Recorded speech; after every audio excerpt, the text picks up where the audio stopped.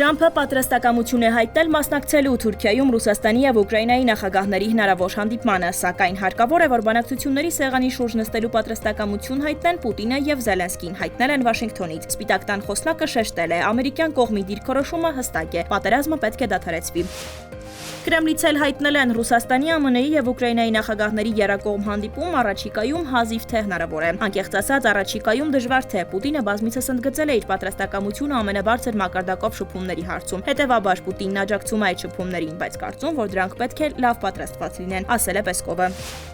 Կահիրեում կայացել է եռակողմ հանդիպում Իրանի արտաքին գործերի նախարարի, ատոմային էներգիայի միջազգային գործակալության տնօրենի և Եգիպտոսի արտաքին գործերի նախարարի միջև։ Քննարկվել խաղաղատոմի ոլորտում Իրանի և գործակալության փոխգործակցությանն առնչվող հարցեր։ Արարչին նշել է առանց ուրանի հարստացման իրավունքի նկատմամբ հարգանքի որևէ համաձայնություն ձեռք չի բերվի։ Թրամփն էլ Truth Social-ում գրել. Իրանի հետ հնարավոր նոր գործարքով Միացյալ Նահանգները թույլ չի տա, որ Իրանը շարունակի ուրանի հարստացումը։ Բնական գազի ոլորտում Ադրբեջանի հետ նոր նախագծերի համար մեծ ներուժ կա, Էրդողան։